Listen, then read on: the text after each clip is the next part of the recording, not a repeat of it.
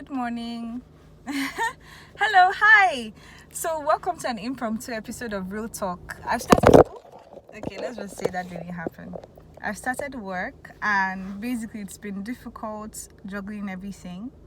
But I realized that I do have to make the effort. So that's why I said, okay, I'll just be doing it in my car. Like, there's no strict formula for how things work on Real Talk. Everything goes.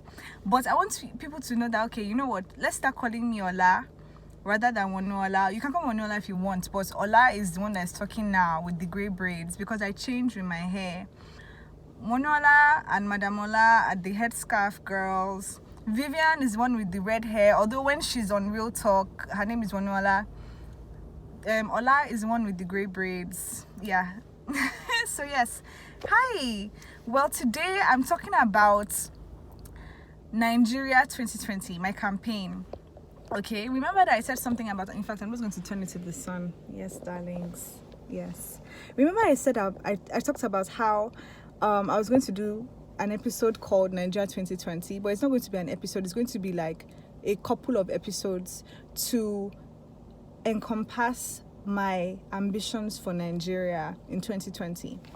I am running this campaign in which we start to become vocal about things that need to be changed and things that need to be altered in our emotional states of being. Does that make sense? We have a very terrible emotional world in terms of Nigeria as a country, okay? And me being me, Wonuola, I just feel as though, wow, God, you put me here on earth as an earth angel. I know my purpose is to like change myself, then change the world. But imagine, okay, let's speak in terms of energy. Imagine being in a ballroom and the whole room is covered in like black footprints, and where I'm standing, I've cleaned my area. But like I look at the whole room and I'm like, wow, there's still so much to be done. Wouldn't it be easier if we all came together and cleaned each section that we find ourselves in? That would clean the whole ballroom, right? When people work together, it makes the goal that they're trying to achieve happen faster, all right? So we go further together rather than faster alone. Does that make sense? I'm trying to go far with people. I'm trying to build a community. So my campaign for Nigeria 2020 is about different episodes that I will talk about that will cause us to like think differently as to how things currently are as opposed to before. Okay? So let's think about it like that. Now, examples of topics that I will be talking about. Number 1 is community.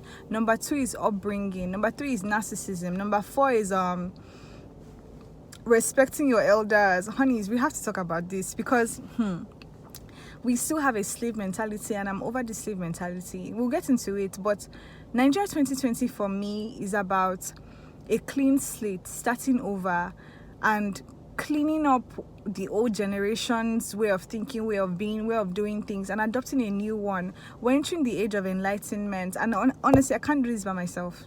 So that's why I'm talking about it. We need to cleanse our emotional culture as a country, because really it's not something to write home about. I always question my existence. God, why am I here? God, why am I here? I know why I'm here, and I'm upset, but I know why I'm here. Nigeria is like, Africa is the motherland. Africa is the source of everything, especially West Africa. And I know Nigeria is a country in which when things change, it's like going to like hit every other country and, you know, give rise to a totally new uprising. That's how I feel. It will take a while maybe, but a revolution is on its way, and we are the ones that are preparing for the revolution. Does that make sense? Because I feel as though, okay, the steps we take now will put everything in alignment for when that revolution takes place. So we are the ones that are working on the foundation for the next generation. Does that make sense? Like maybe my children will be the ones that will just carry the flag and change everything, and it's going to be more stable, whatever they do, because we have tended to the soil, we have tilled the soil, we have strengthened the foundation. That's how I see things, okay? So with Nigeria 2020, my campaign, honestly, honeys, I'm really trying to just say we need to change as a country, as a culture, emotionally. I focus on the emotional aspect of things. So on an emotional level, there's a lot of work to do, and I will do my best to talk about it.